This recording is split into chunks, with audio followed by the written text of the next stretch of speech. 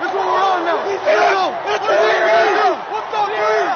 Now they hosted on the 40 acres on campus grounds. We gather round, discussing goals and dreams and life's adventures. The Texas Longhorns, they're the talk of the town. Podcast tales of the 40 acres, where we dive deep into the game day stories. From touchdowns to heartbreakers, we discuss it all. Texas Longhorns glory. There we gather round each Thursday night, talking sports. It's so alright. From football to basketball, baseball to softball, Tim Wayne and Harry, we cover it all. Sports talk is our passion, our delight. Thursday night at 8:30, we unite. We discuss the scores, the plays, the teams you might. Let's dive into the game, let's ignite. 12 conference champions.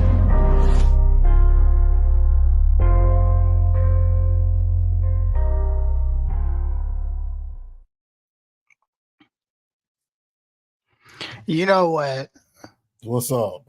We need to find a way to update that last part because I no longer want to be associated with that conference. And basically 36 hours, we will now no longer be associated with that. We done. Yeah.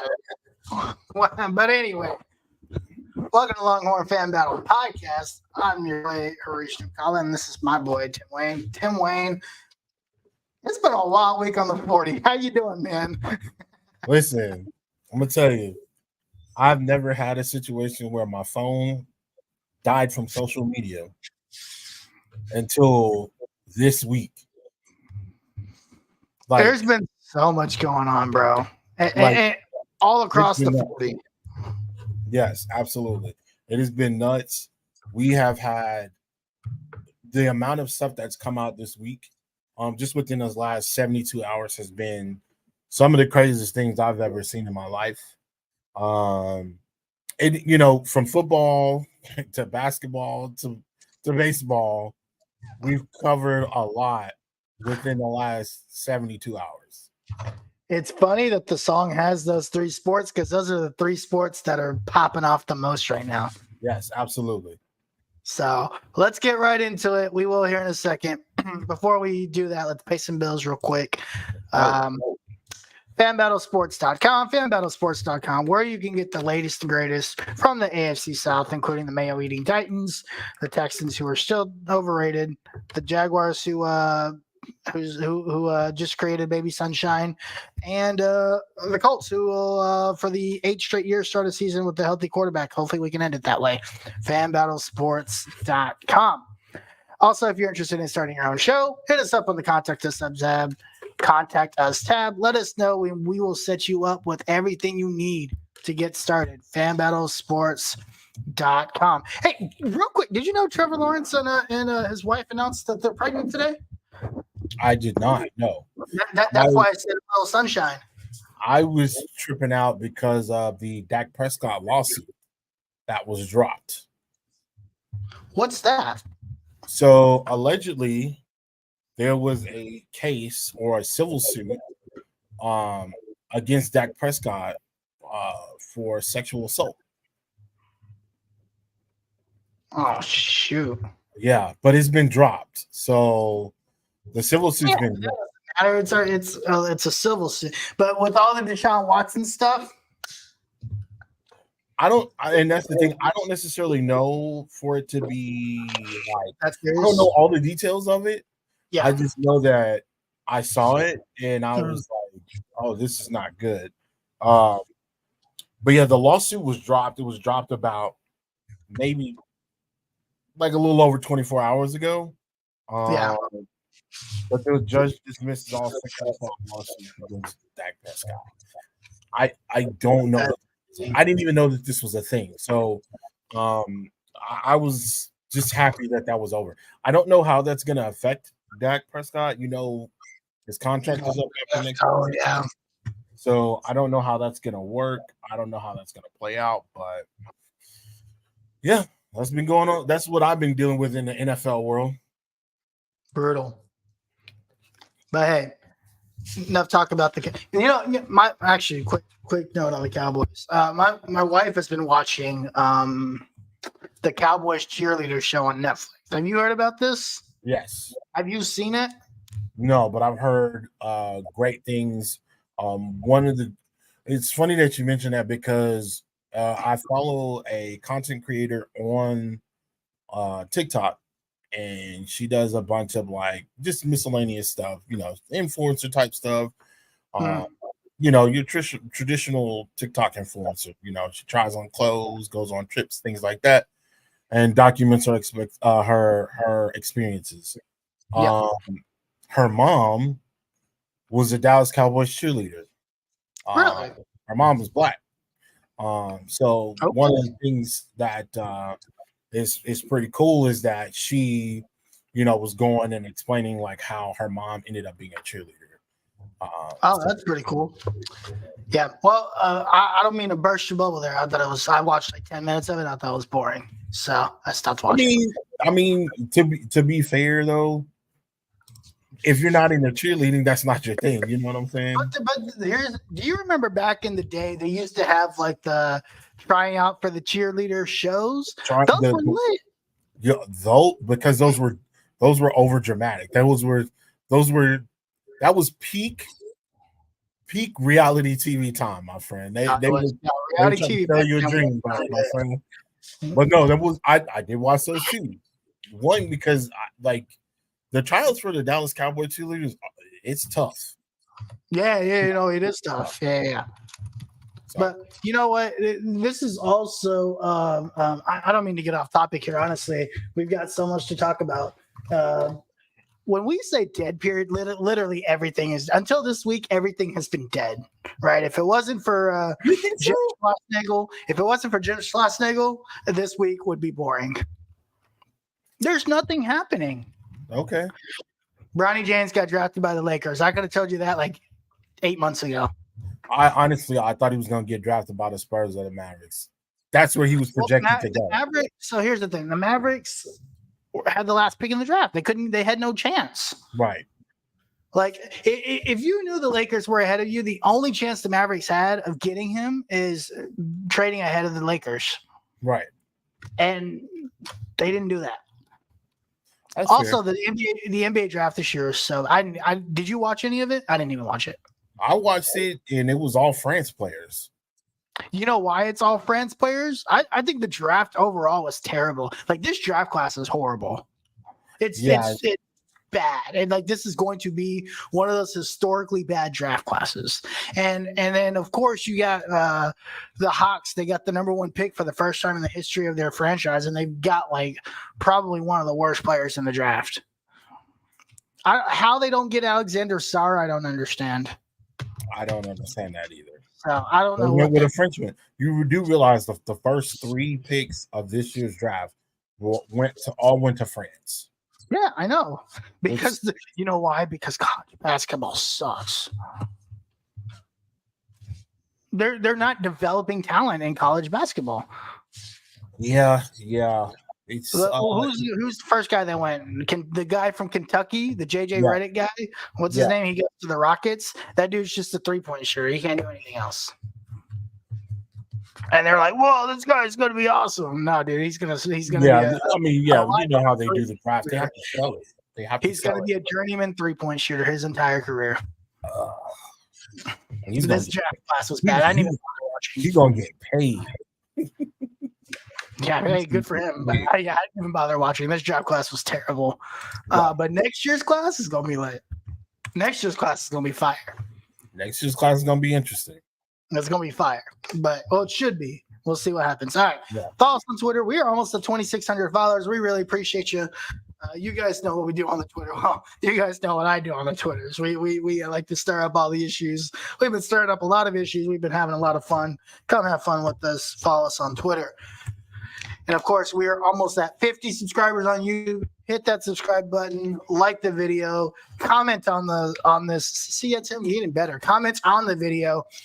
Hit up the live show. We'll hit you guys up. We'll have conversations. We'd like to talk about it.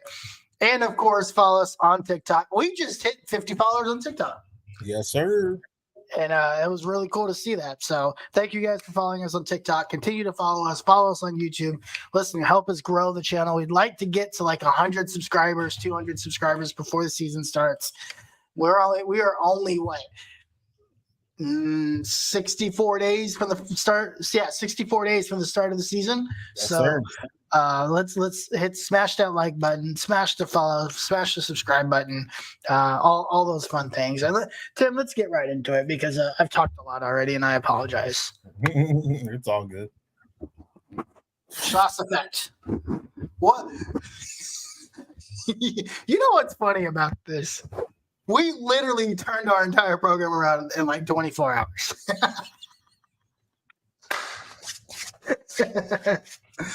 So, I mean, what can we say, dog? We've stolen commits.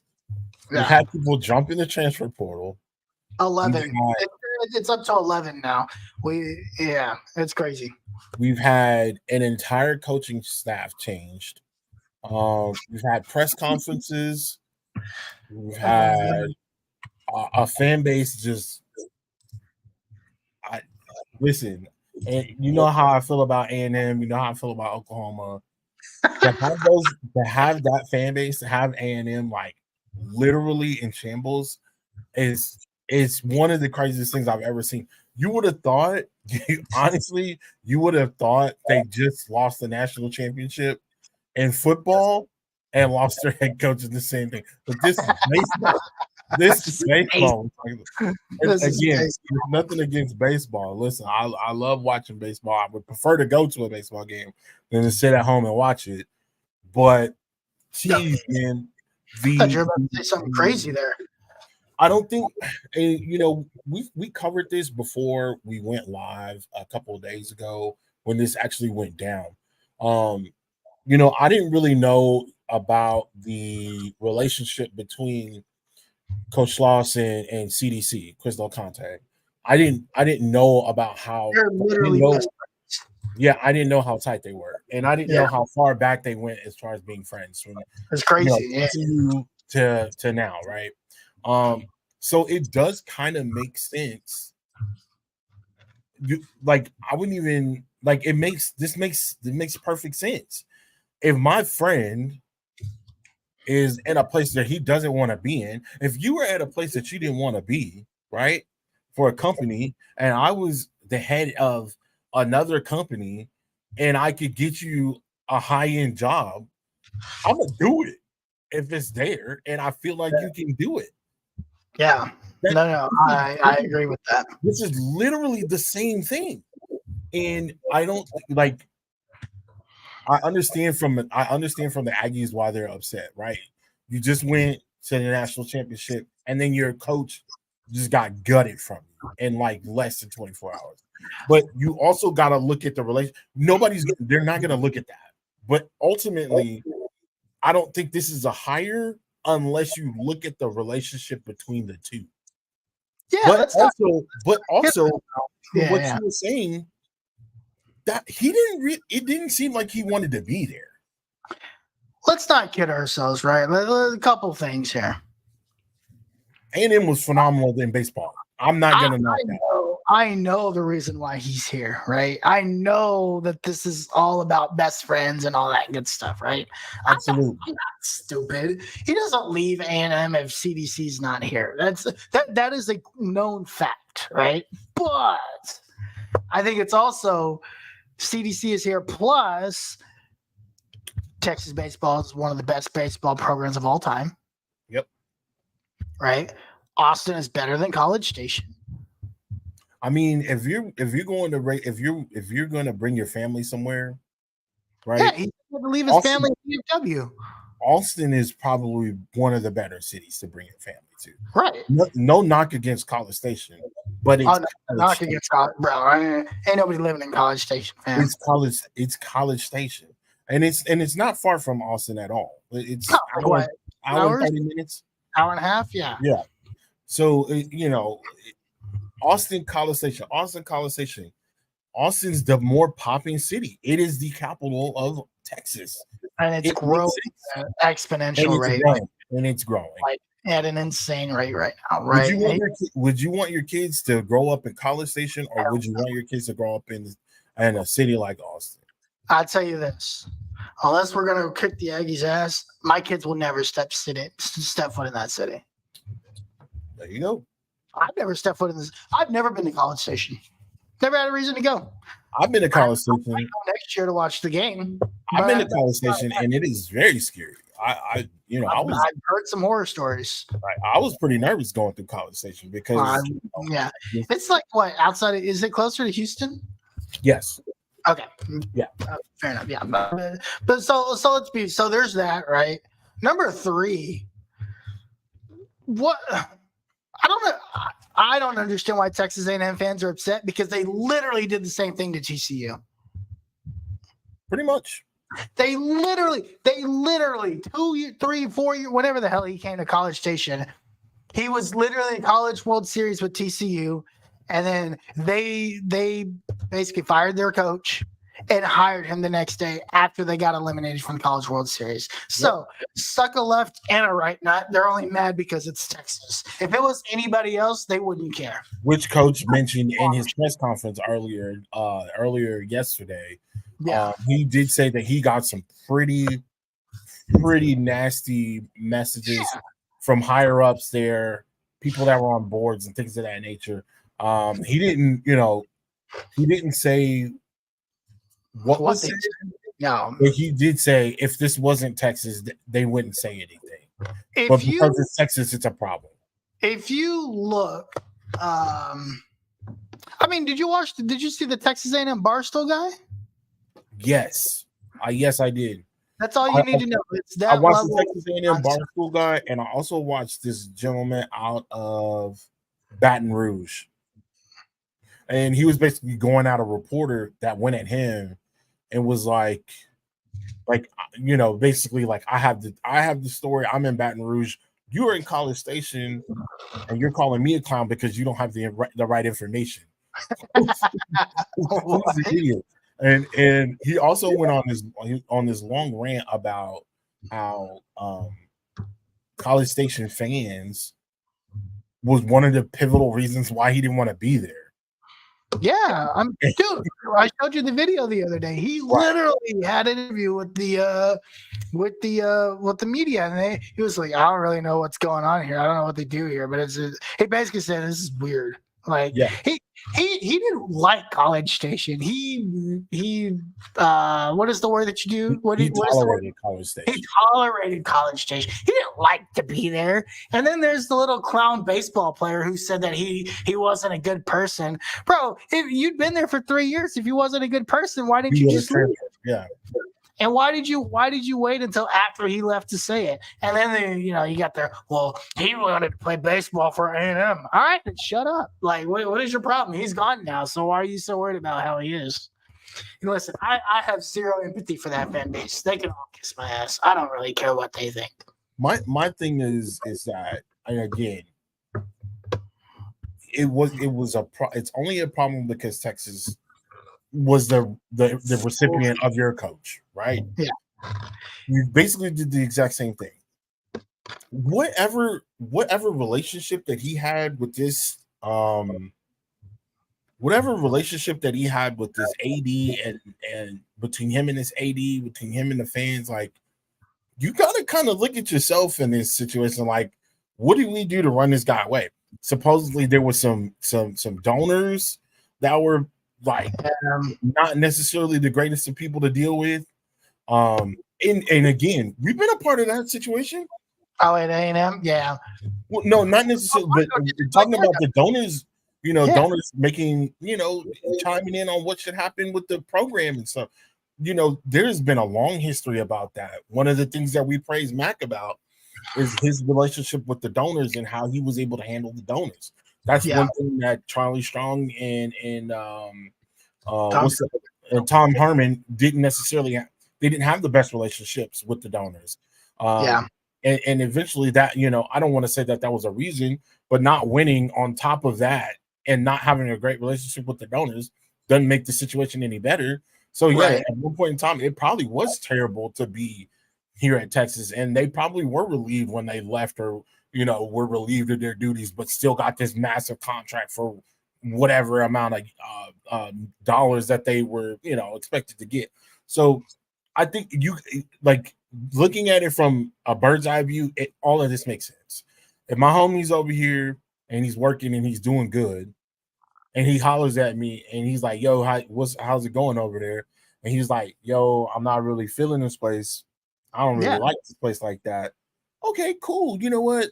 We didn't necessarily do what we thought we were going to do in baseball, and we haven't really been on this great run. We're looking to make a change. You want to come over? Right. All right, cool. Sure. I feel like it was that simple. I think it was literally that simple. I don't feel like this was something. Even if Texas A&M would have won the national championship, I still think he comes. You think so? 100%. Dude, he did not want to be there. Like, I don't think it. Here's the thing. When you watched, did you watch any? I didn't watch any of the. I only watched game 3. I didn't care about game 1 or 2. I only watched game 3. Mm-hmm. Every time I saw Schlossnagel, he was like sitting there, like scrunched over. Yeah. He literally sat in one spot. He sat in the dugout. He was on the bench. Most managers, most managers see it like up. They're either standing up or they're leaned over, as people, the players are walking out so they can communicate with the players. He was literally in the dugout, and that might just be his style. I don't know. I don't follow A&M baseball like that, but that may be his coaching style. But from an optics view, it don't look like he was happy. Didn't want to be there, bro. But at the same token, that team was really good. That team was great. They were blasting people. Listen, we can now add to the list of mediocrity of A&M. This was the best A&M baseball season of all time. You know what they did this year? They were 3rd in the SEC. They got 0-2 swept double elimination in the SEC tournament. They get to the College World. They get to the championship series. They go up 1-0 and they choke the whole thing. The best A&M season of all time, and it's all chokes. And then they lose a coach. They lose a coach, and then they lose their coach to their biggest rival. And they lose and then they lose one of their bigger recruits. Speaking of recruits, let's talk about the transfer portal real quick, and then we'll move on. So they lose their big 3, right? They lose actually big 4. The big one is Chase Laviolette, who's the outfielder, who he's probably going to be, if not the player of the year next year, like runner up, or he's going to be in the conversation. I've never seen a player of the year nominee jump into the transfer portal. That's insane. Now there's rumors he might not come to Texas. He actually might go to LSU because he was actually committed to LSU before he went to A&M. Okay. So we'll see what happens with that. Again, A&M, LSU is another really, really good baseball program. Historically, they've been good. In softball, they've also been good as well. So, I mean, it's not a bad look. You're still staying in the SEC too. So, And top program, that's going to be a tough battle. A top program that's like not rebuild. Texas is kind of rebuilding, but they're already built in a way. I mean, are they rebuilding? Because what it seems like it's just retooling. A massive overhaul. It seems like just a massive overhaul, right? Like we're gonna just one program is transitioning to another program. Basically, like it's a merger of 2 programs, right? Like, we're gonna get rid of this. We're not merging anything. We're just transferring. We would never merge with those clowns. Transferring is the better word. Okay, cool. We're not merging with those clowns. I mean, you're taking people from one program and bringing them over. So yes, it's a transfer. It's a transfer, and you're basically moving something out and moving something in. And I don't know what's going to happen with the other players because Texas does have some pretty good players. They got some pretty good recruits. There were some, I can't remember their names on the top of my head. They were doing they were out at the MLB Combine over the last couple of days here. I want to say it was 2 long run recruits. I don't remember what their names were. But they were there. Right now. Yeah, they were there and they were having a good old time. Man, again, I really think that this is not a rebuild, more like a reload. Yeah, you can look at it. I mean, I can be all right with it being a reload. Right. I'm looking for. So Texas is currently ranked number 2 in this year's And a recruiting class. portal or recruiting class? The recruiting class. Who's number 1? LSU? LSU. Yeah. I'm motherfuckers. Uh, So well. So it's like I could be wrong. Listen, if I'm incorrect about this, correct me in the chat because this is the first time I've ever seen a recruiting class for baseball in the history of my life on paper. Okay. So Luke Billings from Prosper. Dude, Prosper, do you know where Prosper's facilities? Beautiful. They got those like NFL type. That's the school that's like over 100 million like to build. Isn't that the school that just recently dropped a new stadium in the middle of nowhere? Yeah, and it's huge. It's looks like a college stadium almost. Aren't they called like Prosper High School in Prosper, Texas? Yes. Okay. All right. It's brand new. It's the school. It's the school. The school itself looks like a fucking. It looks like a mall, dude. It's massive. Yeah. And they got this giant stadium, and it's. I'll tell my wife we would move our kids there for their high school careers. I mean, it's a booming city too. Have you seen the inside of the school? Yeah, the inside of the school looks crazy. It's beautiful. So it looks like Luke Billings out of Prosper, Matthew Botten, a shortstop out of Covenant Christian, Kason Cunningham, another shortstop out of San Antonio Johnson, Ty Briscoe out of Wiley. He's a pitcher. And then another catcher, Omar Cerna out of Dobie, Texas. Okay. So that's the recruiting class, apparently. Oh, wait. I literally just read another recruiting class. You see how stupid I am? Listen, guys, I told you, I don't know nothing about these recruiting classes. Baseball is, their recruiting and how they do things is completely different from football. It's completely different from basketball. It's one of the more obscure. That is right. Why did it say 2021? Okay, as of May 22nd, 2024. Okay. So that was correct. And then they've added since then Nicholas Partita. He looks like they lost these guys. That Matthew Botten guy might have actually committed to A&M, so maybe he flips back. Okay. Oh, this is the top 10. I'm so stupid. Okay, this is the top 10. You know what? They have the number 2 recruiting class. I'm not even trying to find him. But in the top 10, they did get Jack McKernan out of Ridge Point. Okay. Who is the pitcher. Right. And they also got the flip. And then they also got the flip. This is the bigger one. This guy, Sam Kozar. Now, this name I've actually heard a couple times. Yeah. This is the pitcher. I believe he's out of North Carolina, High Point, North Carolina. He was initially committed to A&M. He flipped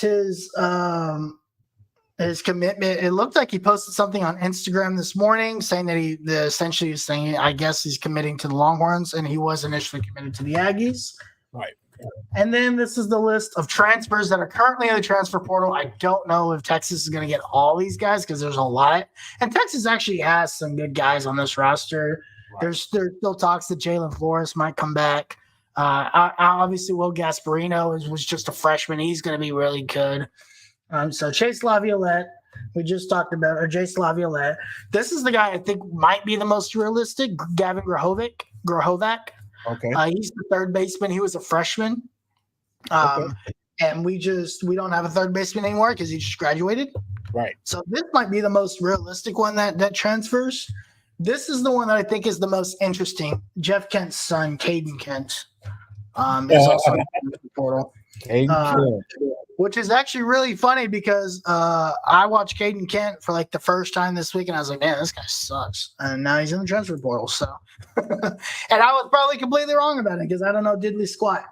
And then this guy is really good. Hayden Schott. This guy has bombers. This guy's a bomber. He's the DH. Breaking news right here on the show. What do we got? Max Abrams signed with the Utah Jazz. Breaking news: Max Abrams signs with the Utah Jazz. I'm guessing undrafted. Yeah, undrafted. And undrafted, which that honestly isn't surprising.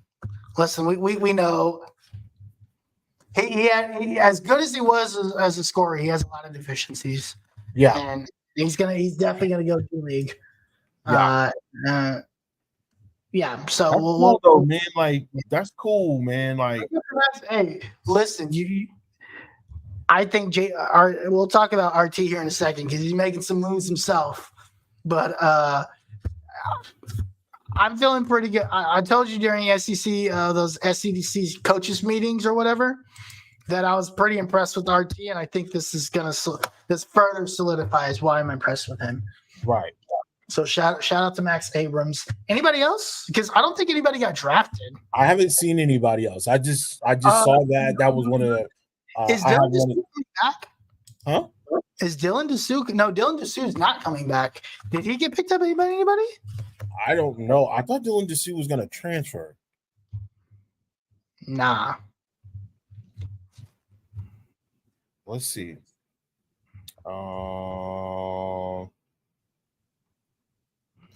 I don't see anything about Dylan Dessou being signed.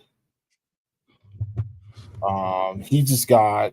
They mentioned last year that he was a Big 12 Scholar Athlete of the Year, but he has not been signed, from what I see. Okay, that's the one I'm very interested in. Where do you think Dylan Dessou goes? If you could stick him on a team, where would you put him? I got a team. I got a team where I think he could learn from their big man. I was thinking Denver. I was thinking Miami. Miami would make sense. He's got like a skinnier, similar build to Jokic. You think he so? Kind of plays the same way. He's definitely more athletic than Jokic. I mean, he's more athletic, but it's like his style of play is very similar. Big man, great shooter, can rebound. Pass. He's just more athletic. He's like a weird mix of Michael. He's basically imagine if Jokic had a Michael Porter Jr. Body style. Okay, a little bit taller. That's how I see Dylan Dessou. We know what he can do offensively. What I was thinking is he could get down there with like Bam. Learn from Bam. He's already got the offensive game. Of course, there's things that he can work on. He can work on his 3-point shooting, maybe his mid-range. Because I don't, we know he could shoot mid-range because he put up really good stats in college, shooting the mid-range. But where I hate saying this, where he'd be perfect if he could develop and actually do really well? San Antonio.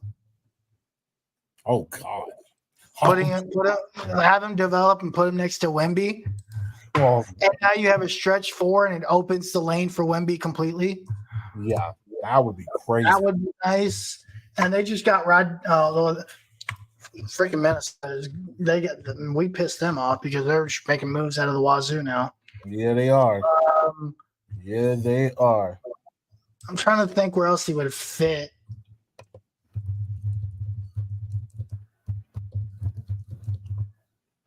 I don't know if he fits anywhere else that would make sense because some of the other teams I'm thinking about, they have guys that are similar. Yeah. I was thinking Memphis, but they have JJ. Yeah. Right. And then I was thinking, what about Orlando? They have freaking Paolo Banchero, who basically is a better him. A better Dylan. If Dylan Dessou had that's what Dylan Dessou could be. That's right. I think that's the ceiling. And that's not Paolo Banchero is very I actually really like his game. That Cavs series. I really like Paolo Banchero. Yeah, no, he's great. He's a great player. But yeah, that's a good observation. I do like the Paul Banchero comparison. Where I think he could get a lot of love. I don't know if they move on from Julius Randle, but if if New York moved on from I Julius did think Randle, about New York, but if he you would know, have to play now, and he can't. Tom Thibodeau is all about that defense, though, dog. I get that, but I don't think you put him in immediately to play. You think you coach him up for a little bit and then G League. He's going to go to the G League. okay. And I think he fits what New York needs, but they need somebody. New York's ready to win now. Yeah, they are. You know what? Never mind, because they just got Mikal Bridges. Well, Mikal Bridges is a 3. He is a 3, but they're kind of the same build. They're kind of the same. I think he's a 4. You think he's more of a stretch 4? He's a stretch 4 because because it's the shooting ability, right? And he can rebound, and he can dribble. He can dribble, and he can play defense. Right, like he's a versatile stretch 4. He actually would. He's not going to develop, but again, the problem is we need somebody to develop. He'd actually be perfect in Dallas, but he needs to develop, and we don't have time because if you have Lively at the 4 and you have a stretch 4 in Dallas, now you're spreading people apart. Now you can play a 5-out offense. Right. He'd actually be perfect in Dallas, but yeah, we need. That's what we need is we need another guy that can play everything now, though. I mean, obviously, our title window just opened. Right. We're trying to win. Dude, Dallas is going to try to win a title next year.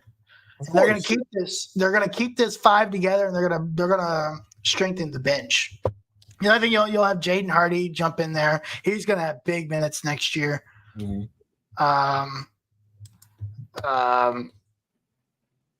Yeah, he's definitely gonna be a big piece next year. They just need to strengthen their bench, and I just don't think the suit fits that right now. Well, speaking of basketball, we could move on to the next topic. Rodney Terry finishes out the squad. Maurice, I'll let you take it away. You know how I have a love-hate with Rodney Terry. Do I think he's a good coach? Yeah. Do I think he fits the program right now? I'm on the fringe, man. I'm on the fringe. I don't like what we've done so far. I felt like we could have went farther. Again, Texas, when it comes to men's basketball, they turn the ball over way too many times. When you run into a situation like Tennessee where they can shoot out the gym and they can rebound, well, they actually got out rebounded by Texas by a few, but still they just weren't hitting shots and they were turning the ball over way too much. So let's talk about this Texas basketball roster. Yeah. And I think the biggest. So first and foremost, Arthur, I was taking a nap. I was having a good old time. I had to get ready for some stuff. So I was like, you know what? I'm taking an early nap today. So I'm taking an early nap. I was just chilling. I woke up, and all of a sudden I saw this post about this guy talking about the Texas basketball roster, and he included this name on the roster. And I was like, bro, did I miss something? And he's like, yeah, dude, he just committed. So this was nuts. I wasn't expecting that. I wasn't either. So Arthur Kalumba, I totally butchered his name. Kaluma. It's Kaluma, not Kalumba. Kaluma. Arthur Kaluma. He is I want to say either the best or the second best player for the Kansas State Wildcats this year. Commits to the University of Texas. This is, and the reason why I'm going to praise RT for this, and you're not, because I know you're not a big fan of him, and that's okay. It's not that I'm not a fan of him. You just need to see it. I agree with you. You need to see some consistency throughout the season. Right. One thing is still facts. He wins in the tournament. Yeah. Listen, when you come off, Chuck Smart was shaky in the season, and he was trash in the tournament. Right. Except when he was at VCU. When he was at VCU, he was awesome. I don't care what he did at VCU. That doesn't matter in Texas. He was trash in Texas. So, miraculously, he was good at Marquette. So that tells me he didn't care about being here. He's fabulous at Marquette. or Texas is just too big of a stage for him. Those Maybe the it Big is. 12 was too competitive for him. Marquette was really good, though. To be fair, Marquette was excellent last year. They do. They were, but they also throughout the entire season play in a shitty conference. They struggled against some of those teams, and sure they ended up winning those games, but they struggled against some of those teams. Yeah, They almost lose in the first round. a lot of people almost lost in the first round. They shouldn't have lost in the first round. This last year, you're hurting my narrative. Okay, my bad. Dang, man. Push a narrative here, bro. So anyway, yeah, I mean, but anyway, Arthur Kaluma has committed. I didn't get a chance to see what ranking he was in the basketball ratings. Right. Let me check right now. If I'm not mistaken, he's actually ranked pretty high. Yeah, they have the rankings in the transfer portal rankings. So on 3, he's a 6'7" forward. Yeah, he's big. He can shoot. He can rebound. He plays defense. He's the mistaken, and I don't want to go. I don't want to go back and watch this game, but I want to say he was one of the best players on the court that this Texas game against Kansas State. Yeah, I can't remember. There was another gentleman with a left. He played with his left hand a lot, and they were banging on Texas. I mean, like, not from a standpoint of just like, getting the layups and getting the rebounds and things. They literally were one of those teams where the Texas ran into, and they could just shoot the lights out. They could shoot, and they continued to shoot, and they didn't miss. And I want to say Kaluma was one of those guys that was on fire. Could have been. He was rated 39. So I mean, he wasn't like one of the best guys in the portal, but he was. First of all, there's a lot of transfer people in the portal, so to be in the top 50 is pretty good. Yeah, Every time that there's over 1,500 kids that jump in the portal at once, and you're ranked in the top 50 of those 1,500, that's really good. Yeah, no, I agree with that. So they get him. They get the other guy from Indiana State, right? So, and then hopefully, I don't know. Hopefully, Caden can stay healthy. Man, you get to stay, huh? I really hope that he can stay healthy. If Caden can stay healthy and he can hit, he can hold down the paint. That'll be huge. You're gonna get your defensive energy guy back, right? Who I think this guy's special, like a defensive, like Kendall Weaver. I think is a special guy defensively. I think this is a solid squad, and I don't think the roster is official. Because I'm looking at it right now, and it's Kaluma. I just pulled up Kaluma stats. Kaluma against Texas, they beat Texas 78-74. This was, I want to believe, this is the game where Kansas started off really, really hot, and then kind of fizzled out in the second half. And of course, Texas being one of those teams where they either start off really hot or they start off really cold. I believe they started out really, really cold in this game and eventually pulled back in. I want to say they were down probably about 10 or 20 points and ended up coming back, maybe even getting ahead and then losing it eventually. Kaluma played 37 minutes. He didn't have a good shooting night. He shot 5 of 16 from the floor, 0 for 4. He had 4 or 5 free throws. Again, this is just one game. Was that the second game against Texas? It's the second game, yeah. But he scored the second highest points. It was him and Terry. That Tyler Perry was straight up mashing Texas. It was bad. Yeah, I remember that. Yeah. Oh, it was so bad. Yeah, Jordan Pope, right, which I thought was a big one. Julian Larry, who's the guard from Indiana State, that guy's really good. Yep. Tremont Mark is a solid guy. Jason Kent, Malik Presley from Vanderbilt. Jason Kent also from Indiana State. Tremont Mark is the guard from Arkansas. That's good. That Tremont Mark is going to be the guard that we needed, right? That's the guy that can slow it down. He averaged 16 points a game last year. He had, doesn't have his assist numbers on here, but he shot 50-40 splits, 50-40-80 split, which isn't terrible for college. Right. Jason Kent, straight shooter, 65% from the field, 40% from three, 85% from the free throw line. Man. And then Malik Presley. Jason Kent, this guy is a straight up shooter. This guy is going to be your shot maker, right? Right. And then Malik Presley, he's a guy from Vanderbilt, kind of similar situation to what Dylan DeSue was when he was at Vanderbilt. Very talented guy. Didn't really see much of the floor. Vanderbilt wasn't very good last year. Mm-hmm. So he only averaged 2 points a game, but he shot 50% from the field. He was only 13% from three and 40% from the line. So he's not very good there. And then you bring back Aiden Shudrick, Kendall Weaver, Zarik Onyema, and Devin Pryor. And then you add Trey Johnson and Nick Cody in the as far as recruiting goes. Of course, Trey Johnson's the big get. He's a guard, number 6 overall prospect in the nation. Yep. I really like what this. I'm going to be honest with you. I really like this roster.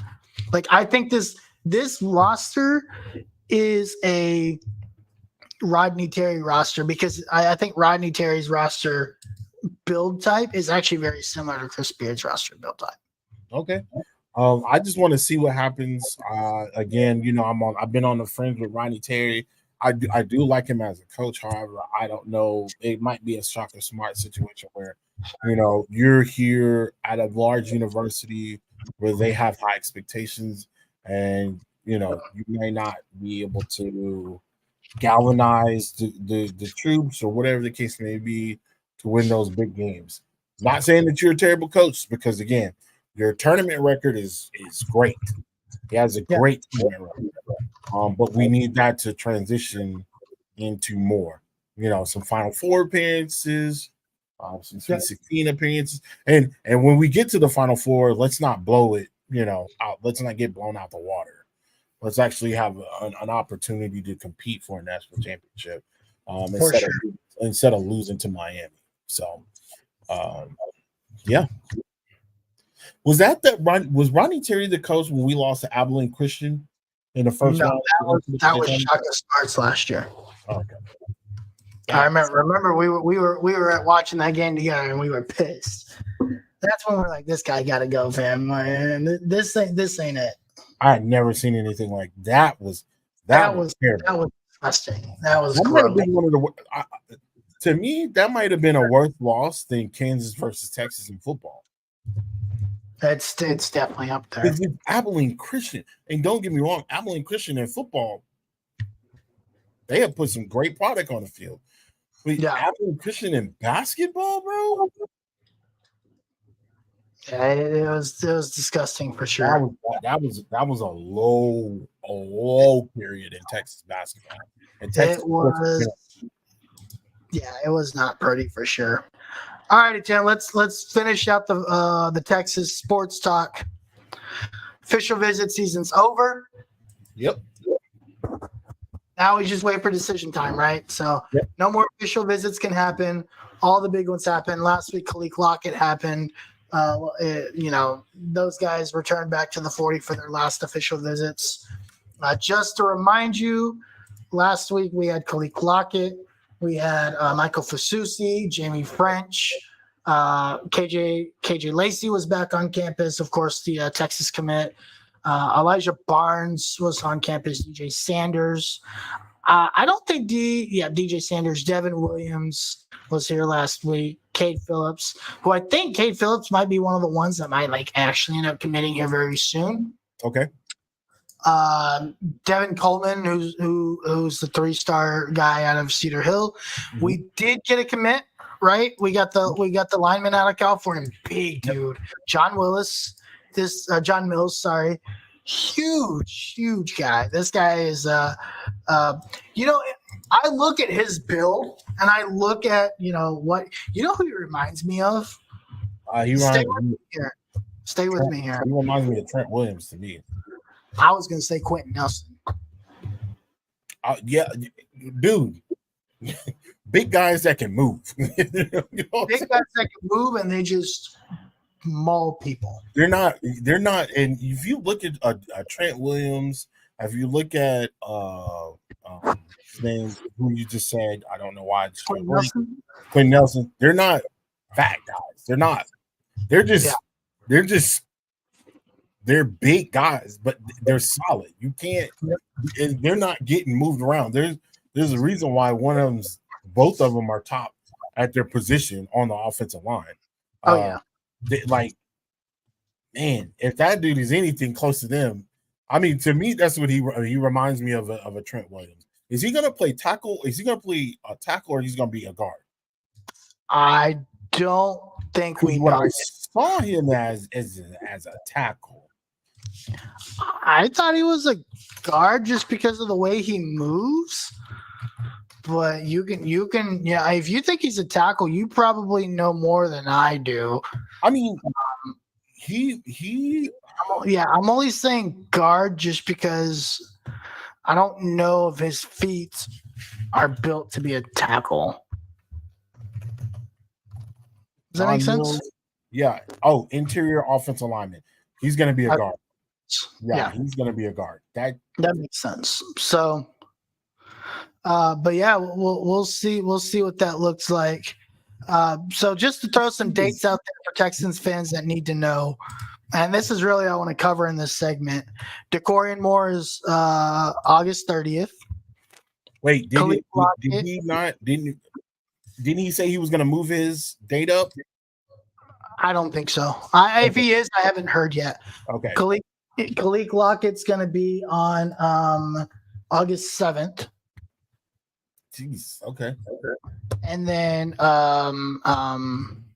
Michael Fasusi, I don't know.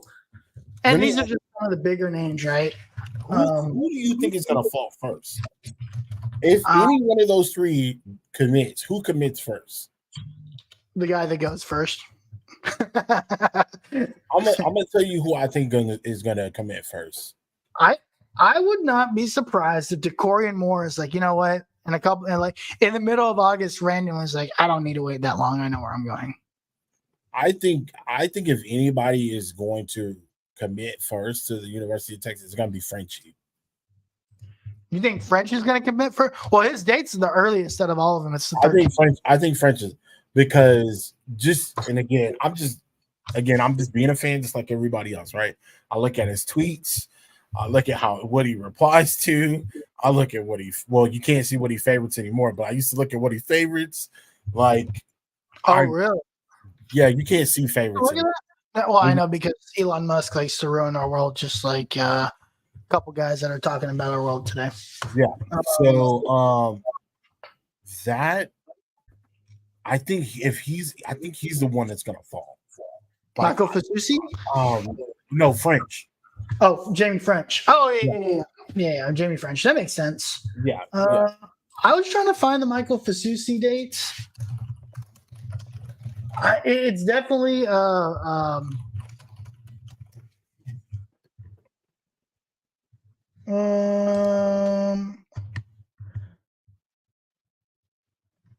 okay, never mind. I don't know when Fasusi's gonna be. But yeah, it's gonna be all August. So stay tuned for August. Definitely August 13th. I know Fasusi had a date. I just can't find it. But yeah, Jamie French on the 13th. Khalil Lockett on the 7th. That's the earliest one. DeCorian Moore on the 30th. Michael Fasusi will be somewhere in there. You also get some of the other guys that are huge to this class. Will be all sprinkled in. There is one guy that is important to this class, but he's not actually. I think he's not committing until. Oh, Brandon Brown says he's not saying anything until December. Apparently, yeah, early enrollment. 7th or something like that. But which is like right after the season. But listen, I think once Vasusi signs, I think you're right. Whoever of those guys signs first will be the domino, right? They could all be dominoes, and I'm only saying will be the domino because that's the first guy that's signed. I think any one of those three are the founding pillars, right? I think if they like, I think if one goes to Texas, I think all of them come. I know that sounds crazy, but I think they really probably want to try to come in as a unit, like together. Because we all know that these guys talk. We've seen them hanging out. I hit you up last week, and I was like, "Yo, there's people talking about seeing Arch out at dinner. Like, what's going on?" And you were, telling me about him being a guide. And we've actively seen, and we talked about this last week as well. We've actively seen Arch like recruiting these guys openly. Well, Arch, when DeCorian was here, did like tweet something or put something on his Instagram about DeCorian. Right. It was like the eyeballs, right? Right. So Arch is definitely involved in a lot of this. But yeah, I mean, we'll see what happens, man. I think this is going to be a disgusting class. Yeah, it's gonna be one of the more. I think when it's all said and done, it's gonna be one of the more talked about classes. I'm going to throw out a hypothetical for you. Let's just say they get – so they've already got Lance Jackson, right? He's a 4-star guy, the absolute freak.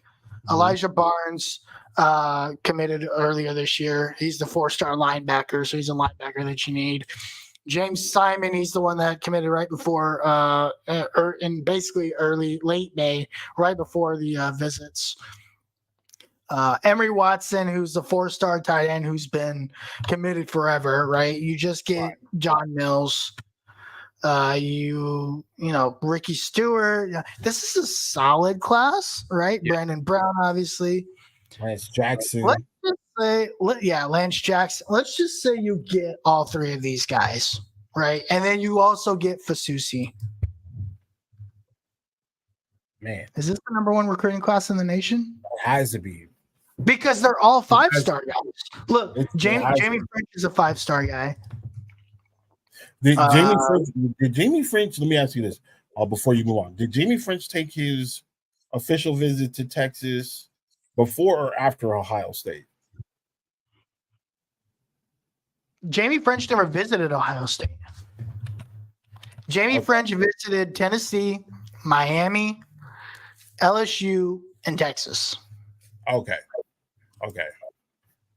I thought he visited Florida State too. I know. He's from Jacksonville, Florida. So no, he did not. Florida State's not even on his list. Oh, okay. Which is it's interesting. I mean, from what I've seen, as well as like, I think it's Ohio State. That's the big one there. What? He never visited Ohio State, so that'd be interesting. Yeah, that what I've seen people say that he was really interested in Ohio State, even though he never went on a visit there. And people are saying that he's leaning more towards Ohio State, but I just don't see that, man. I don't see it. And I'm not, again, this is not me hating on Ohio State or anything like that. Everybody's talking about Jamie and the other 2 recruits as a package. And again, we don't necessarily know how they're going to do that, but everybody's talking about them coming as a package. I don't know if they're planning on going on every school together. I don't know, but that is what I'm understanding, is that they are a package. One falls, all of them go. I don't know if that's going to happen. There's other, Tennessee's another factor out there. Of course, Ohio State and LSU is also another factor out there as well for some of these guys. So I don't know. We'll see. I'm just hoping French falls first, because I feel like French could go either way. He could go Texas or not Texas. Anybody can go either Texas or not Texas. That's the one that I'm most excited about. I kind of feel like Decorian Moore is going to come. I think Decorian Moore is a lock to Texas at this point, from what I'm hearing. Jamie French is the interesting one. 24/7 has him 75% Ohio State, but Rivals has him like almost like 90% Texas. Somebody knows something. So somebody knows something. Michael Fasusti is projected by 24/7 at 100% for Texas. Khalid Lockett, nobody really has this is the interesting one. Nobody really has a read on Lockett. A lot of people are saying Alabama is like really heavily into this. Really? That's kind of scary. Especially when you have Kalen DeBoer, who knows how to develop wide receivers. But you also have Sark, who also knows how to develop wide receivers. Right. So I think that's going to be if I'm worried about any school, it's Ohio State. Oh, Khalid Lockett's the one that visited Florida State. And if I'm Coach Sark, I'm getting Devonta Smith on the line. I'm getting him on the line, bro. Get him on the line. You could also get like Xavier Worthy. Could get Xavier Worthy, yeah. Get Adonai Mitchell. That too, yeah. Get him on the line. He's like, dude, he made me a 2nd round pick. Right. I could have been in the 4th or the 5th round because I wasn't getting playing time. I wasn't getting look at who I was at Georgia, and then in 1 year at Texas, look what I did. Yeah. Regardless, this is next year's receiving class could be. Dude, we could have great Arch Manning throwing on the football.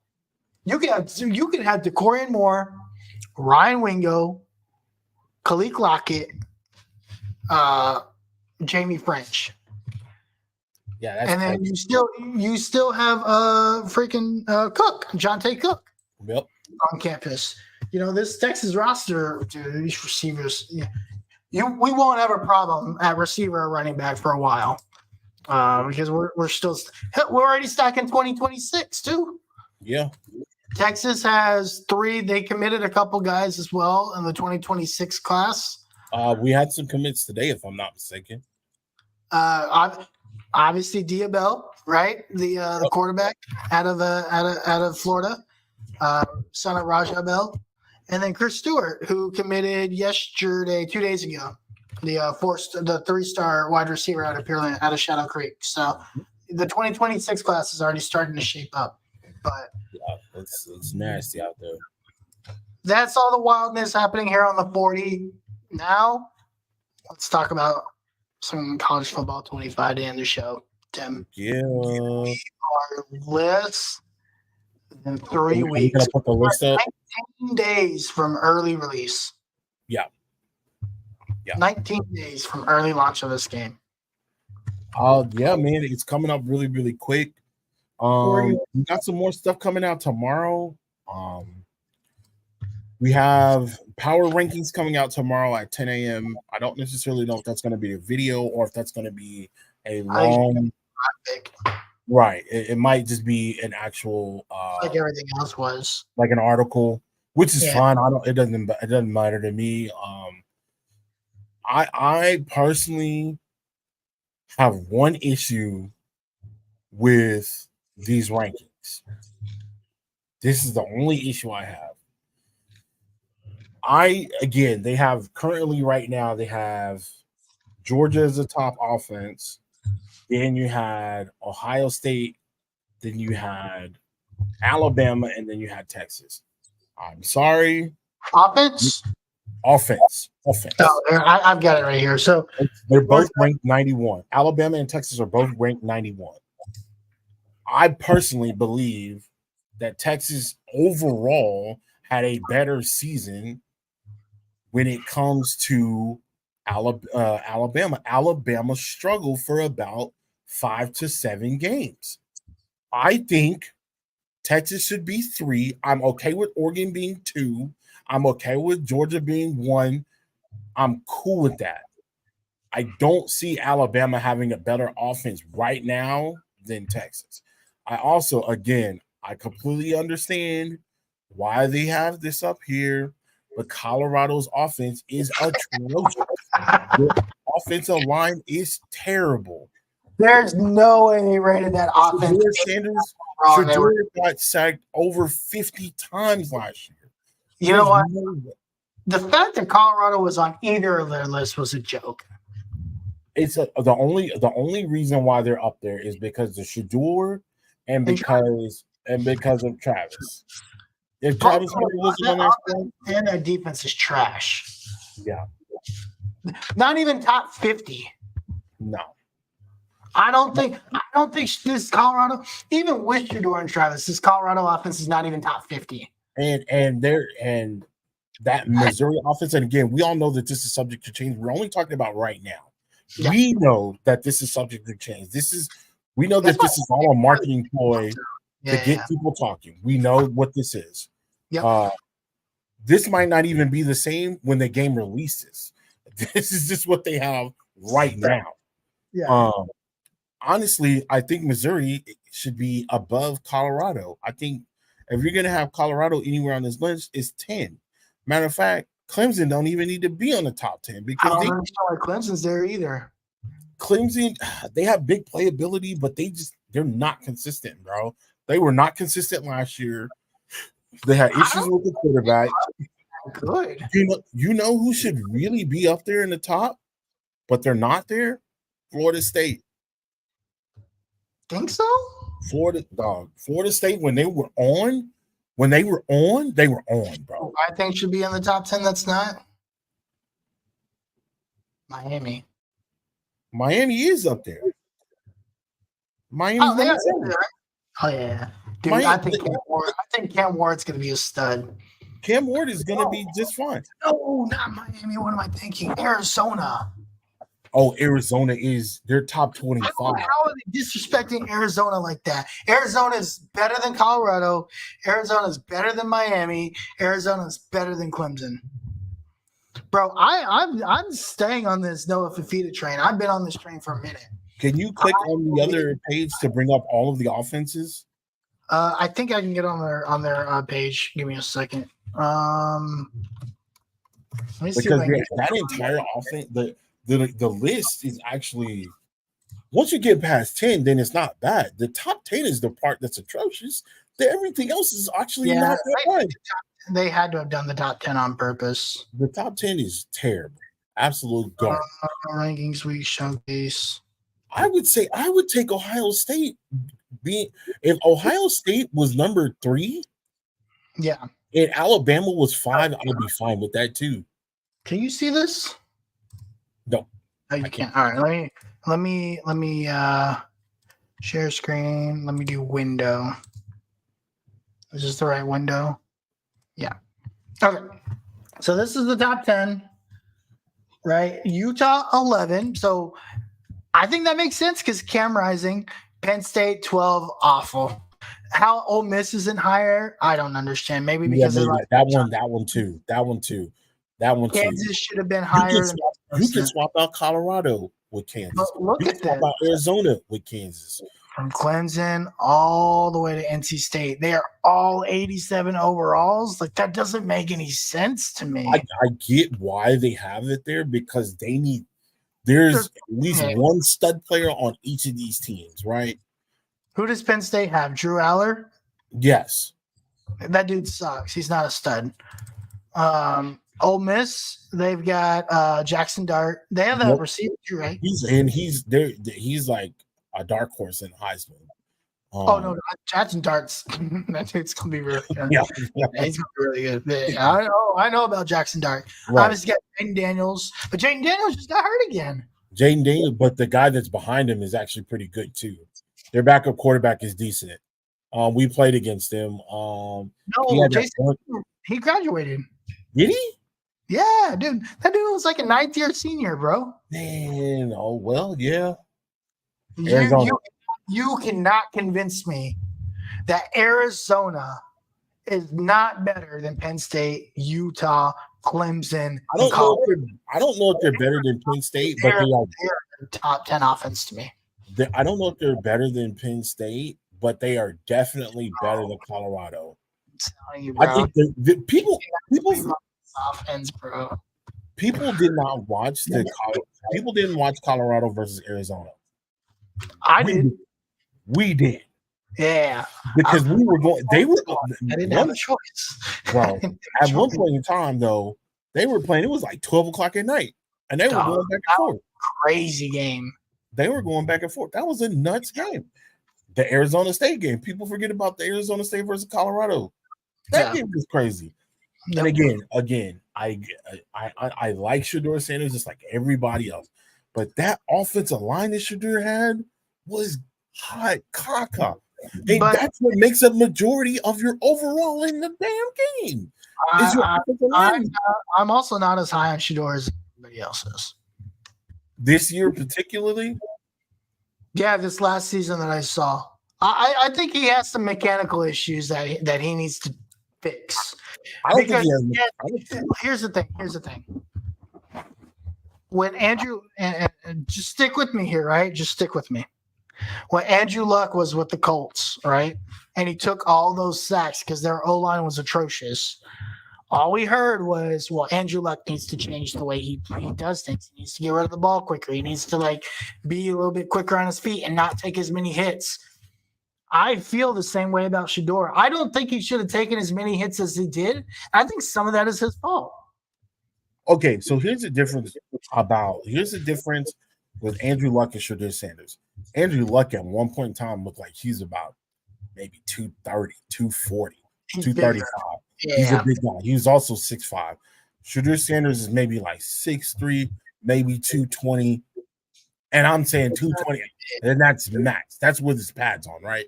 He may be 200 pounds, right? Shedeur Sanders and Andrew Luck do have one thing in common. One thing and one thing only. They hold on to the ball too long. They hold on to that ball way too long.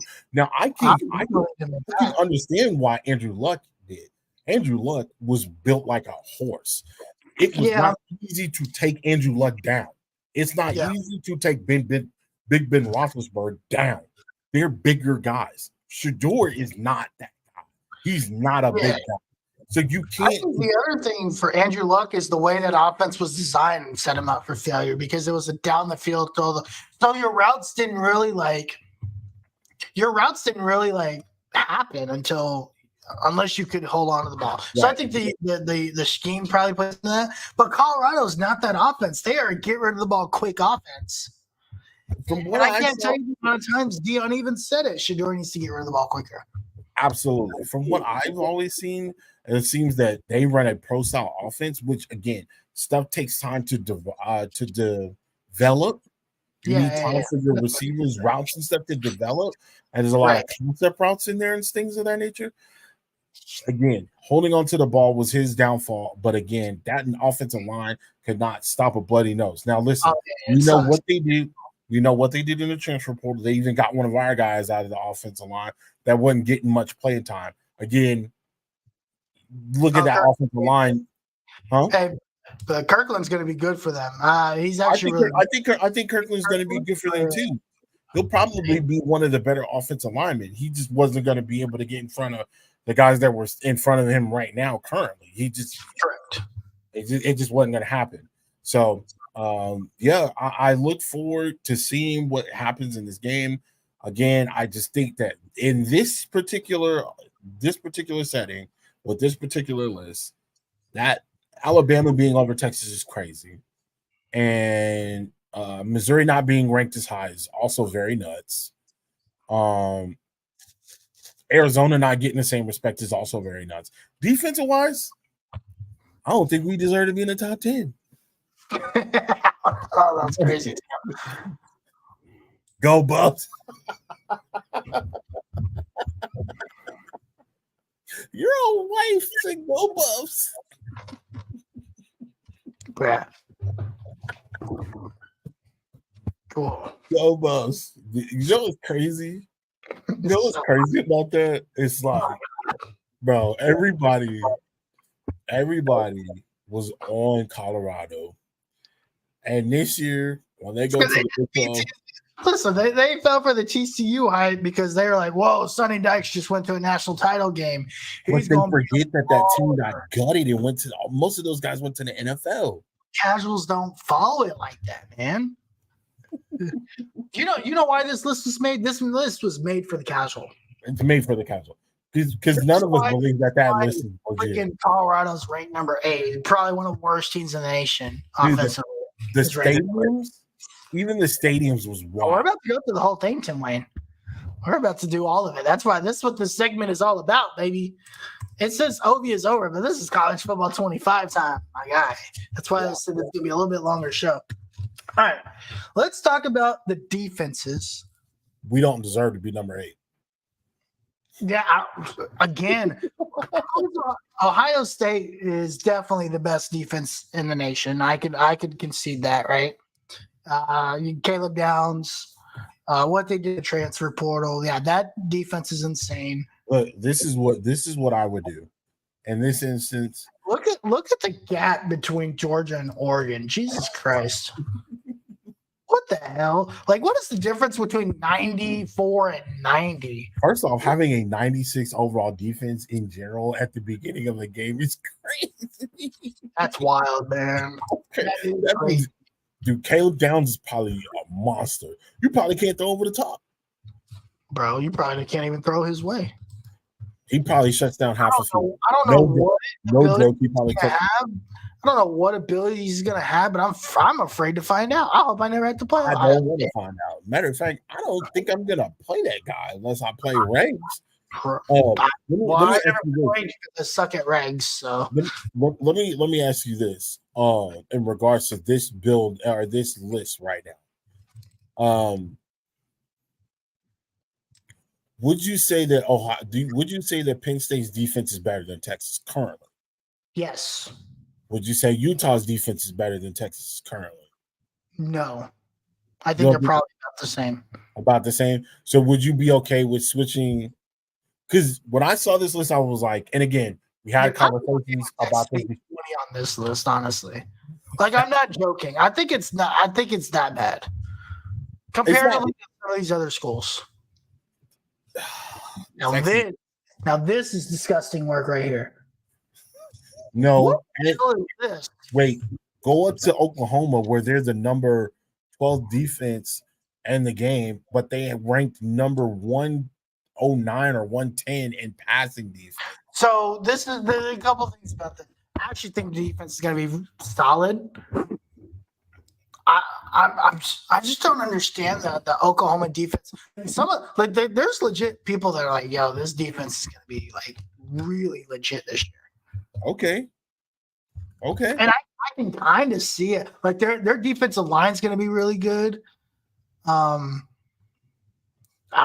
mean, they're second. I don't know about. I mean, they're second. It's the same thing with Texas, right? I think our defensive line's going to be. I don't think even our defensive line's going to be good. I think it's just our defensive ends. I think our linebackers are suspect outside of Anthony Hill. I think our interior defensive linemen are serviceable, but they're not 88 overall serviceable. Right. Now, this is here's the thing, right? And I think this is probably why they're rated the way they are. The way this game is built, and I think this is how we have to look at it. The way this game is built, and I'm just taking these two because it's where it's at.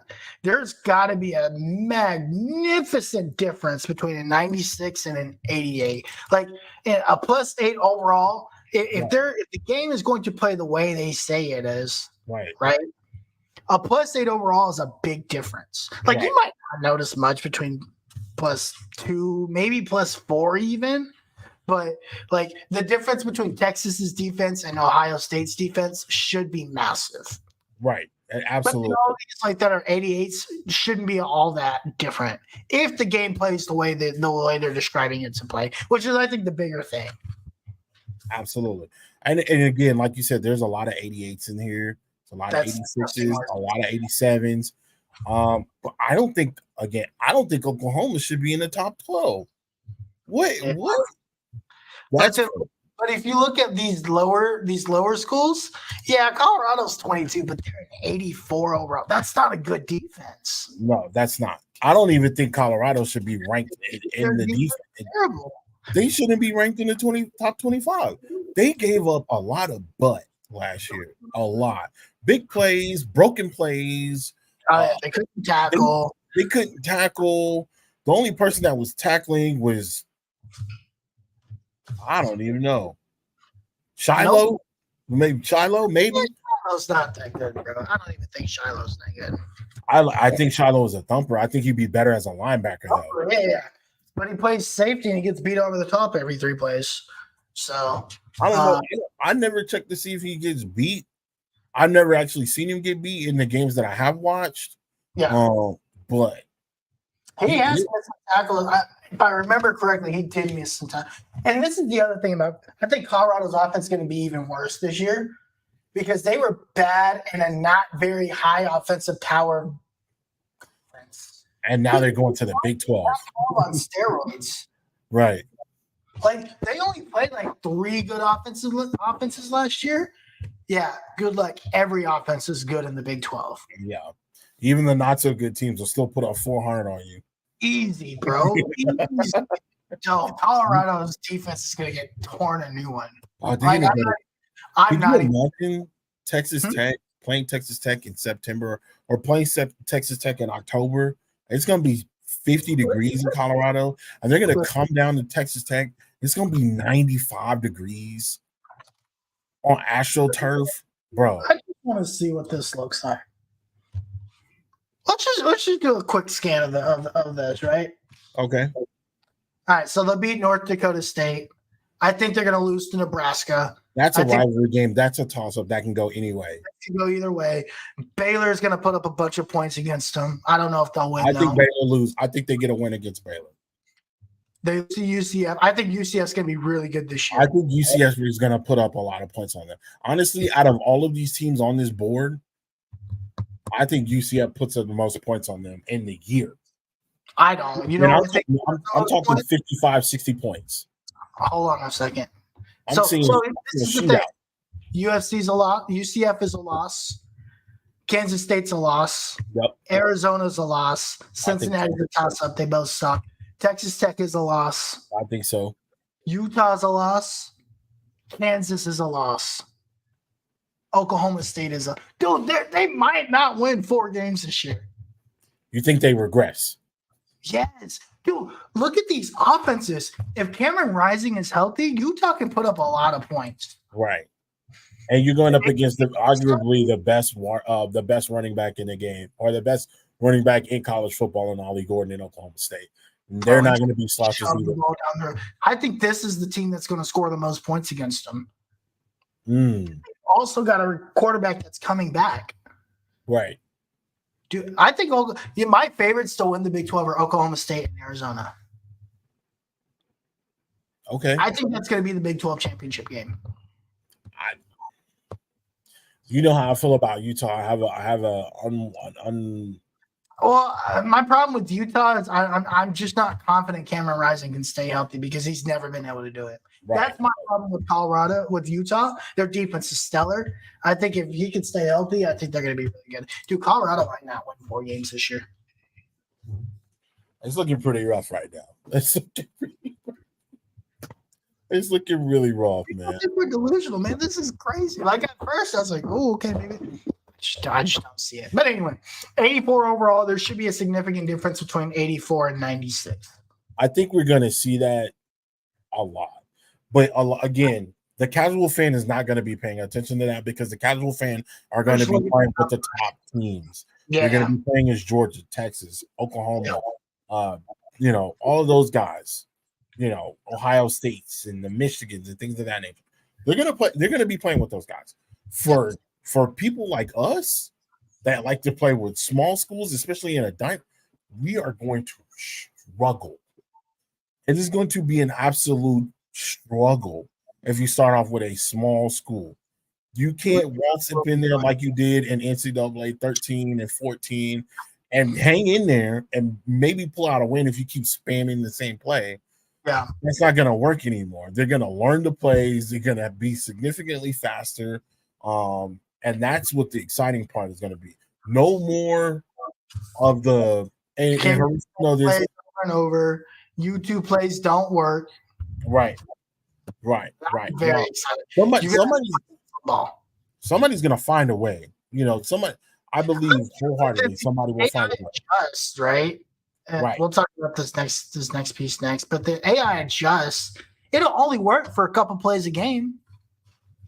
If the AI is as good as they're saying it is. I really hope that we get to a point to where when that AI just you run that same play, if you run a stretch to the left 4 or 5 times each play, that the AI is adjusting to that, and they see it again, they adjust to it, they see it again, they adjust to it, and then it gets to a point to where it's going to be like, all right, you can't do this anymore because the players that the AI player base understands what you're trying to do.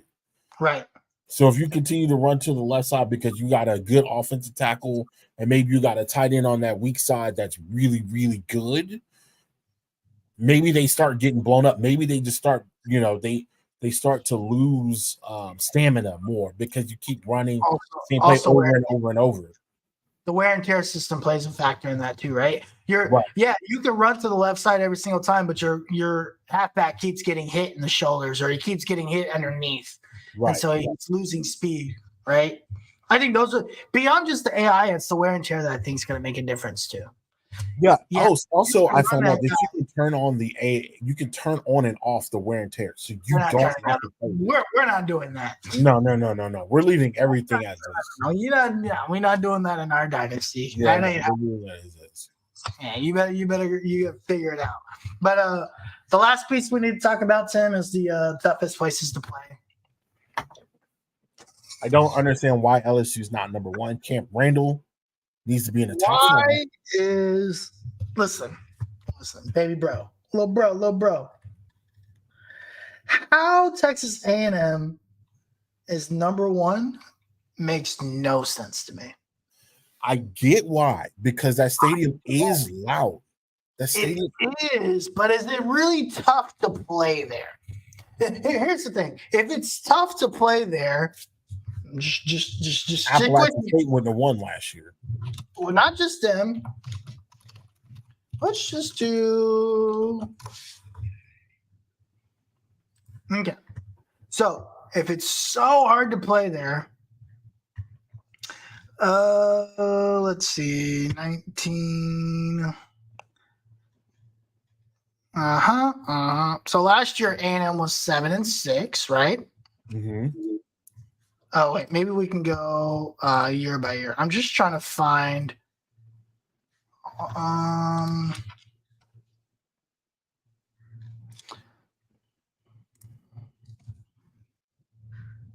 Gosh darn it, they make this so difficult. Okay, schedule and results. At home last year, they they lost only 1 game last year at home. That's really good. Did they lose last year? No, they didn't. Oh, wait, this is wrong.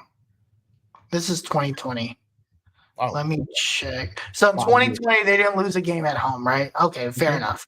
So that was COVID year. They played less. They played less games, so they didn't have to play any of the more challenging games on their schedule.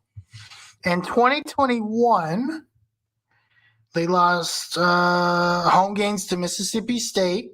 Okay. And they lost a home game to. Oh, that's the only one, right? Okay, that's fair. 2022, they lose home games to Ole Miss, Florida, and Appalachian State. So they lose 3 in 2022. And how many home games do they normally have? What is it, like 5, like 6? 5 or 6. Okay.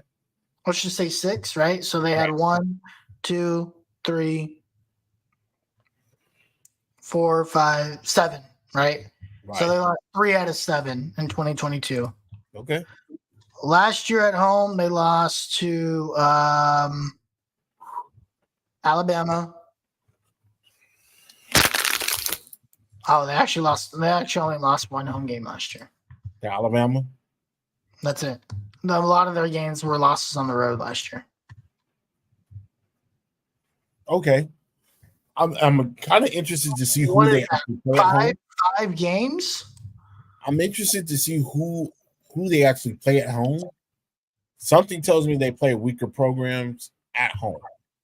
Okay, so last year, right? They played Auburn at home, Okay. Alabama at home, Okay. South Carolina at home, Mississippi State at home, and then Abilene Christian. So the lesser teams. Auburn is in a rebuilding mode. What was the other team? Alabama. Alabama, they lost to Alabama. Right? South Carolina sucks. South Carolina did not have a good season last year. They were supposed to. They didn't. Mississippi State. Mississippi State. No. They're not a good team. They're a formidable team. They're not a great team right now. So 2 years ago, they lose to Appalachian State at home. Okay. Ole Miss, who was ranked 15th at the time, they lost at home. Okay. They lost to Florida at home. Okay. They actually got dragged 41-24. Okay. And then they played Massachusetts at home. Massachusetts. Okay. So again, based on the schedules or based on how the schedule is looking and have been in the past, it looks like they have maybe one or two like real solid, legitimate home games during the season, and then the rest of those are kind of like not cupcake, but formidable. So in that case, if they're winning a bunch of games and they're only losing one game on the road or one game at home, yeah, Kyle Field's going to be ranked higher. But I still think Tiger Stadium and LSU in general should always come out number one. They registered an earthquake. To me, here's the thing. I don't understand why Penn State's, so I think they should be higher. I think Penn State should be lower because they only give loud for whiteout games. And I don't think they deserve to be playing Mobamba. That's not about that. That song has nothing to do with the state of Penn State. That has to do with us. I mean, it was about Muhammad Bamba. That's literally the name of the song. So, but sorry. Why is Oklahoma on this list? Oklahoma. Like, who goes to Oklahoma and is like, man, it's really hard to play in Oklahoma? I mean, I would never know because Texas never goes to Oklahoma. I've heard that it's a really tough place to play. Okay. The crowd's Doak Campbell makes sense. And then the Swamp makes sense. The Swamp needs to be higher. I agree. No, I mean, it makes sense that it's in the top 10. The way the structure of the game, do you know how the Swamp was made? The Swamp was made, okay, quick little rundown here, quick question, real quick. The Swamp was made back in the 50s because they wanted to upgrade their stadium, but they had no idea what they were going to do to get that stadium. The AD of the school said, I need you to go to Michigan, and I need you to get their blueprints, and I need you to bring them back down here. And that is how the Swamp was made. The Swamp was made specifically after the Big House. If you look at the Swamp and how it's made, it's almost the exact same, built the exact same way. The only thing that the Swamp has on Michigan is they didn't build up, they built in. So if you look at the stadium, it's not built really, really high. Kyle Field, if you look at Kyle Field extends up. The Swamp goes in. So your opponent or your crowd like buried in the field. It's almost like Boone Pickett Stadium, like the same way. You know, you can sit behind the bench and talk to a player if you're standing on the sideline at Boone Pickett Stadium. Right. So narrow right there. So close. It basically funnels the noise back in and keeps it in the stadium. Right. Yeah, for sure. But then this doesn't make sense to me. Right. Why is Michigan State not in the top 10? Autzen Stadium is 11. Yeah, I don't understand that either. Wow. I don't understand that either. Neyland is 13. Dude, I've been to Neyland Stadium. That place is loud as hell. I was a kid. I was younger, but that place is loud as hell. Some of these other ones, Spartan Stadium, I don't understand why it's 22. I'm going to be honest with you. I don't understand why DKR is 19. I don't think it's that loud in DKR. I think they can fall a couple spots. I don't think they're top 25. Listen. This is what I hope within this Sark regime. This is one. I think it's getting there. I think it's getting there. I think Sark is giving people a reason to be loud. Yeah. I specifically remember us going to that Oklahoma State game where we were really down and out bad, but we found some really, really, really good seats for a remarkable price, and we got to sit in the street, man. I still remember. That was crazy. We sat in the lower level and we watched that Oklahoma State game, and those guys were not cheering at all. It was an older crowd, and we were the ones that were cheering. Yep. The crowd that we were sitting around were honestly in their 50s and 60s. They had blazers on. Do you not remember this? Guys, the guys around us had blazers on, cowboy hats, and Texas ties, and they were drinking out of a flask. Oh, did I lose them? Did I lose you? Oh, you're there. Yeah, I'm here. But do you remember that? Like those guys we were weren't like section 5 or section 6. Those guys weren't rabid fans. Section 6, something like that. Yeah, I remember that game. Those guys were not rabid fans. Those guys were almost right off the. They were old, probably old UT students, they were probably Texas X's. They had a little money and they wanted to come in and chill out and watch the game. They didn't scream, they didn't clap, they didn't do anything. And when we did, they looked at us like we were crazy. So what I hope Sark brings in is a different culture for the fans. A younger culture. That's a CDs. That's as the team continues to win, I think you'll get that. Also, this like younger generation is starting to get a little bit old. So what we really need is like the classes of like 2012 to 2015, 2016. Those guys need to get a little bit older, a little bit more professional. So like maybe 5 years from now, if we're still successful, I think we'll get what we're looking for. Does that make sense? Like you're 20 to 25-year-olds now, 5 years from now when they're 25 or 30, right? And we're getting into our 40s. Like we're not going to be the 40-year-olds, 50-year-olds that are going to be sitting. We will not be that generation. Right.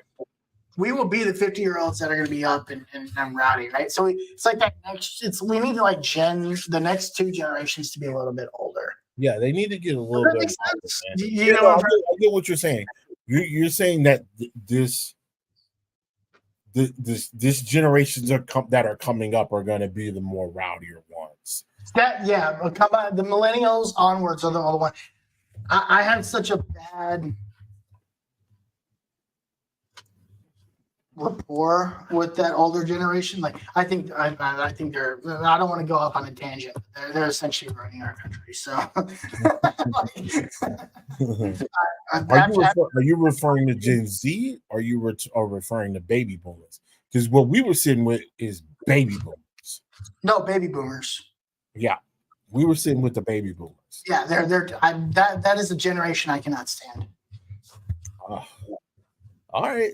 Hey, man, fair game. Our parents are baby boomers, or they're like they're between like baby boomers and they're cusp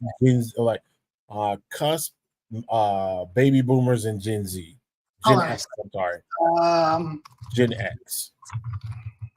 Gen X might just be straight up 80s.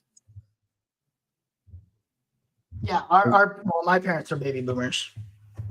They both are. What years are the baby boomers? 46 to 64. Okay. And then Gen X is 65 to 80. So, but it's the 65 to 80. It's the older boomers. Did you say Gen X is 65 to 80? Yeah. Yeah, my mom's Gen X. Well, you looked up. It's the older baby boomers that are like the 46. Like my dad was 51. And my dad's cool. He's not a loser, right? He uses his brain. Right. My mom's 57. It's like 46 to like 50. Right. And then you get your sprint careers inside there, right? But that generation as a whole, can't stand them. Yeah, you can't bring those guys to a game. Yeah. 80, and then millennials are obviously we're millennials, right? and then Gen Z is 97 to 2010. So Gen Z right now is in that like 20-ish, right? They're about to become established adults, like that 25 to 30-ish range. Yeah, once they get in that range, I think those fans will be the ones to set the course, man. I think those guys are the guys that'll be. The youngest of Gen Z is still like 15, like teenagers. Yeah. I think once those guys get into that age where they're in that 25, 27 age range, then we're gonna be booming. They gotta get rowdy, man. Because like, well, I mean, we know Gen Z is crazy, so they'll be in there. Oh yeah, for sure. I remember watching after Texas played Alabama, Will Anderson made a comment and said that was the loudest stadium that he ever played in was at Texas. So that lets us know that they have the capabilities of getting loud, you know. Yep. So I'm just I'm looking forward to what solves all of this, and it's crazy that we're talking about a video game, is winning. The more you're winning, the louder the stadium is going to be. Period. Yep. It's going to be. That's why Alabama is up there. I don't believe, and I've heard other players say, Alabama gets loud, but they're not like super loud. Not like LSU, not even a Florida. But one of the good things is that when you're playing that game, if you're a smaller school and you continue to win, and you beat bigger schools, you'll have the opportunity to gain that reputation for a louder school. They also talk about it. I don't know if you read the entire article, but you can get the updates that are happening in stadiums right now are automatically going to be put in the game. Yeah, so stadium. We didn't really go to the presentation deep dive, but if you get a chance, we'll link it in the description. Check out the presentation deep dive. It's phenomenal. I think the presentation great. It's absolutely great. Yeah, they did a phenomenal job with the presentation of this game. Let me see if there's any highlights of the presentation I want to call out. The two things that I really, really think that people should keep in mind are the just how unique each school is actually looks. And then also there was something in here that's really caught my interest about the presentation. Give me a second. Mm-hmm.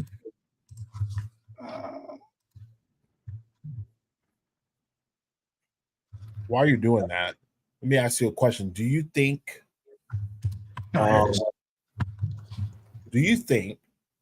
in this game, do you think that and again, this might just be a guess, do you think that there's any point in chance where a smaller school can be invited to an actual conference, an automatic invitation? I think we'll find out next week, because next week is the Dynasty Deep Dive, and it's double what the Gameplay Deep Dive was. The Gameplay Deep Dive was like 35 pages.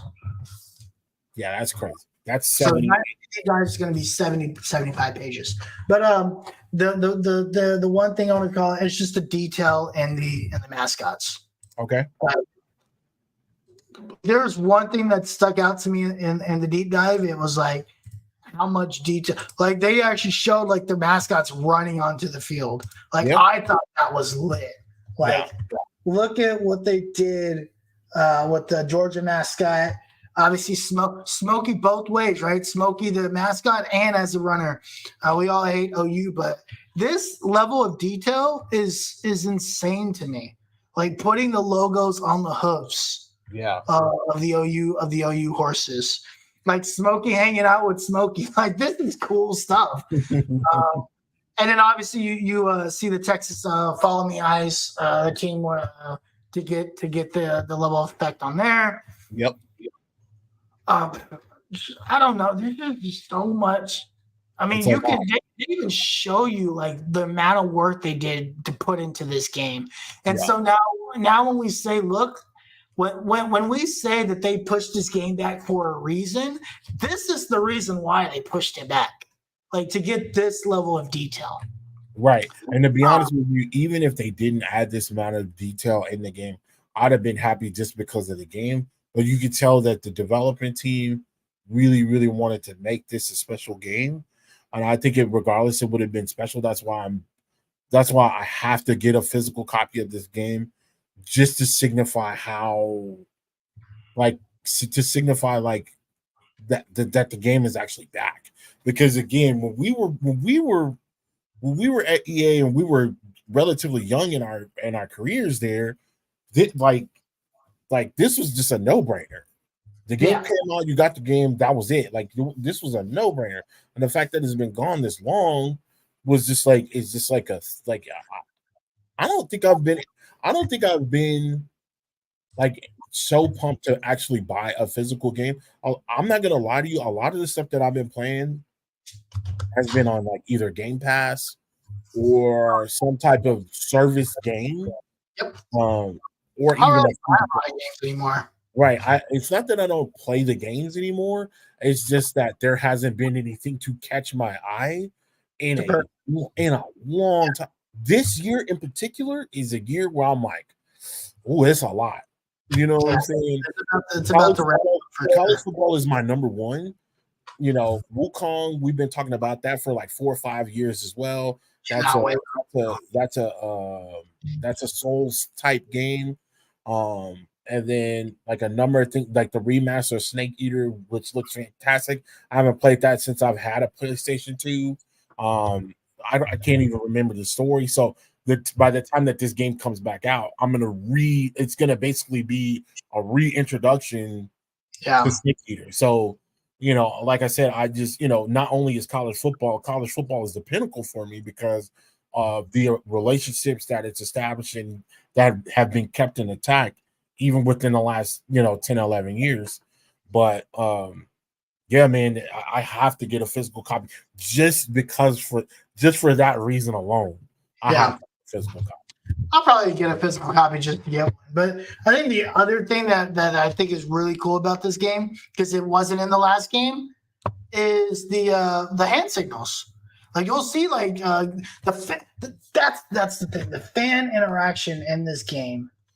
The fans look finally for the first time ever. They had fans in this game look sick. They had soldiers. Look at the detail of this. Yeah, that's crazy. They're doing like the gator chomp. You see the people doing the U. You saw Army when they actually like had him in the military uniforms. Like that was so dope. Like this is the kind, and I think this play call screen looks awesome too. But yeah, like the fan, just I don't know, man. The amount of detail in this game is insane. It's actually kind of crazy. But Tim, we've been going for 2 hours, man. We've covered a lot today. Yep. Any final thoughts before we head out of here? No, man. Just again, guys, we do plan on giving away a copy of the game. Again, the only way that you can participate is if you are following us on Twitter and you're following us on YouTube. Make sure that you do that. We'll have details as it gets closer to the release date. It's not going to be anything super crazy, guys. Again, it's probably just going to be a digital copy of the console of your choice, and then we'll go from there. You'll get a copy if you win, and we'll go from there.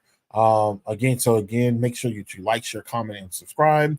Look, there's more stuff coming out on college football, and we'll be covering that tomorrow as it comes out. If Harish doesn't beat me to it, I'll definitely make those posts. I definitely want to get your thoughts on that. And if you see any posts on college football, I know we talked about I put a post out there about the ratings earlier. Chime in on that. We'd love to hear what you think about that. Who do you feel deserves to be in the top 5 of any of those posts that we put up, whether it be defense or offense? Let us know. Sound off in the comments. And yeah, let's talk about some football, man. It's almost here. It's college football. College football 25 is literally like 3 weeks away, and then we got actual football that's like less than 70 days. And I think I just froze.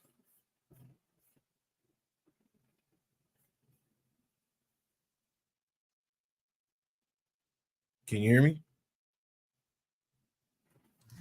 Oh, I was muted. I was talking to myself. Yeah, I can hear you. Okay, good. You can find me at the Uncle Gandhi. I also on LH Fan Battle. I am the one causing all the chaos. Yeah, I think it's great. I don't feel any empathy for A&M fans, so stop crying to me. No, you've been a menace. I don't care. I think this whole thing is hilarious, and I will continue to laugh about it as we continue to destroy that program.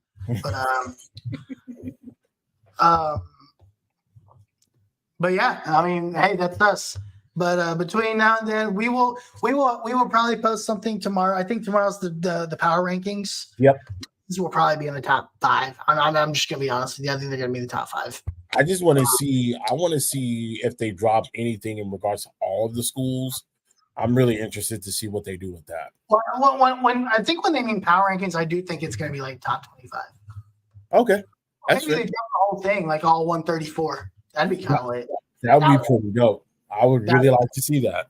But I definitely think we get a top 25. But hey, between now and then, my name's Harish. This is my guy Tim. We're out of here. Peace. Go home, touchdown like the end zone. When it's